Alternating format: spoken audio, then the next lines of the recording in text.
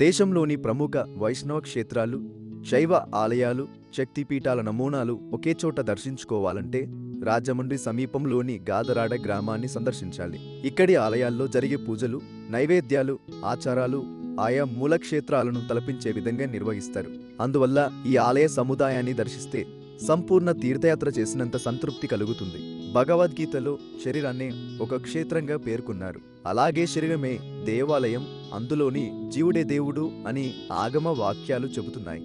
భారతదేశంలో అనేక పురాణ ప్రాధాన్యం కలిగిన ఆలయాలు, శక్తిపీఠాలు, స్వయంభూ క్షేత్రాలు ఉన్నాయి.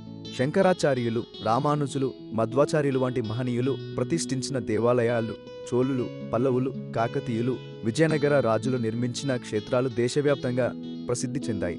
అలాంటి ప్రముఖ ఆలయాల నమూనాలను ఒకే చోట దర్శించే అవకాశం గాదరాడలో లభిస్తుంది. రాజమండ్రి సమీపంలోని గాదరాడ గ్రామంలో కోట్ల రూపాయల వ్యయంతో ఓం శివశక్తి పీఠం పేరుతో ఈ ఆలయ సముదాయాన్ని భక్తుల బలరామకృష్ణ, వెంకటలక్ష్మి దంపతులు నిర్మించారు. వ్యాపారవేత్త అయిన బలరామకృష్ణ చాలా కాలం క్రితమే రాజమండ్రిలో స్థిరపడ్డారు. అయినప్పటికీ తన స్వగ్రామాన్ని మరిచిపోకుండా అనేక సేవా కార్యక్రమాలు చేపట్టారు. గ్రామంలో చిన్న చిన్న ఆలయాలు ఉన్నప్పటికీ ప్రత్యేకంగా చెప్పుకోదగిన ప్రధాన ఆలయం లేకపోవడం ఆయనకు లోటుగా అనిపించింది. గ్రామమంతా గర్వపడేలా ఒక గొప్ప ఆలయాన్ని నిర్మించాలని నిర్ణయించుకున్నారు. ఏ దేవుడి ఆలయాన్ని నిర్మించాలనే విషయంపై అనేక మంది మఠాధిపతులు, గురువుల సలహాలు తీసుకున్నారు. కొందరు వైష్ణవ ఆలయాన్ని, మరికొందరు శివాలయాన్ని, ఇంకొందరు అమ్మవారి ఆలయాన్ని నిర్మించాలని సూచించారు. అన్ని సూచనలు మంచివిగా అనిపించడంతో సర్వదేవతల ఆలయాలను ఒకే ప్రాంగణంలో నిర్మించాలని సంకల్పించారు. బలరామకృష్ణ సంకల్పానికి ఆయన భార్య వెంకటలక్ష్మితో పాటు కుటుంబ సభ్యులందరూ మద్దతు ఇచ్చారు. ఆలయ నిర్మాణం కోసం ఎవరిని విరాళాలు లేదా సహాయం అడగకూడదని నిర్ణయించుకున్నారు. వివిధ ప్రాంతాల నుంచి శిల్పులు, ఇంజనీర్లను పిలిపించి పనులు ప్రారంభించారు. 4 ఏళ్ల పాటు నిరంతరంగా శ్రమించిన తరువాత ఈ విశాల ఆలయ సముదాయం రూపుదిద్దుకుంది. పీఠం ఆవరణలో మొత్తం 54 దేవాలయాలు ఉన్నాయి. వాటిలో 84 మంది దేవతామూర్తులను ప్రతిష్ఠించారు. ఈ ఆలయాలను 21 కైలాస క్షేత్రాలు, 15 వైకుంఠ క్షేత్రాలు, 18 శక్తి పీఠాలుగా విభజించారు.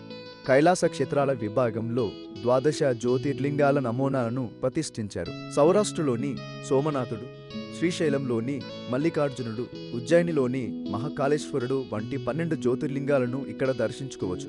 ఇక్కడ భూదేవి, శ్రీదేవి సమేత కళ్యాణ వెంకటేశ్వర స్వామి ఆలయం కూడా ఉంది. సద్దూరు సాయిబాబా మందిరం, కోదండరామస్వామి ఆలయం, రమాసత్యనారాయణ స్వామి ఆలయం, లక్ష్మీనరసింహస్వామి ఆలయం, సూర్యనారాయణమూర్తి ఆలయం కూడా ఈ ప్రాంగణంలో ఉన్నాయి. అందువల్ల భద్రాచలం, అన్నవరం, యాదాద్రి, అరసవల్లి వంటి ప్రముఖ క్షేత్రాలను ఒకే చోట దర్శించిన అనుభూతి కలుగుతుంది. శివుడు మరియు ఆయన పరివార దేవతలకు శైవాగమ సంప్రదాయం ప్రకారం పూజలు నిర్వహిస్తారు. వైష్ణవ ఆలయాల్లో వైకానస ఆగమ సంప్రదాయం ప్రకారం పూజలు జరుగుతాయి. మూల దేవస్థానాల్లో ఆయా దేవతలకు సమర్పించే నైవేద్యాలని ఇక్కడ కూడా శాస్త్రోక్తంగా సమర్పిస్తారు. ప్రత్యేకంగా నవగ్రహాలను సతీసమేతంగా ప్రతిష్ఠించడం ఈ ఆలయ సముదాయం ప్రత్యేకత. విగ్రహ ప్రతిష్టాపన తమిళనాడుకు చెందిన 108 మంది వేద పండితుల ఆధ్వర్యంలో జరిగింది. ఆలయ ప్రాంగణంలో గోశాల కూడా ఉంది. భవిష్యత్తులో వేద పాఠశాల నిర్మించేందుకు ప్రయత్నాలు చేస్తున్నారు. ఆలయంలోకి ప్రవేశించగానే 32 అడుగుల ఎత్తైన అర్ధనారీశ్వరుడి విగ్రహం భక్తులకు స్వాగతం పలుకుతుంది. నిత్యాన్నదాన కార్యక్రమాన్ని ప్రారంభించాలనే ఆలోచన కూడా ఆలయ నిర్వాహకులకు ఉంది. రాజమండ్రి నుంచి కోరుకొండకు రవాణా సౌకర్యం అందుబాటులో ఉంది. కోరుకొండ నుంచి గాదరాడకు ఆటోలు లభిస్తాయి. గాదరాడ ఆలయ సముదాయాన్ని దర్శించిన తర్వాత తిరుగు ప్రయాణంలో కోరుకొండలోని లక్ష్మీనరసింహస్వామి ఆలయాన్ని కూడా సందర్శించవచ్చు. కొండపై ఉన్న ఆ ఆలయం త్రేతాయుగం నాటిదని స్థానికులు విశ్వసిస్తారు.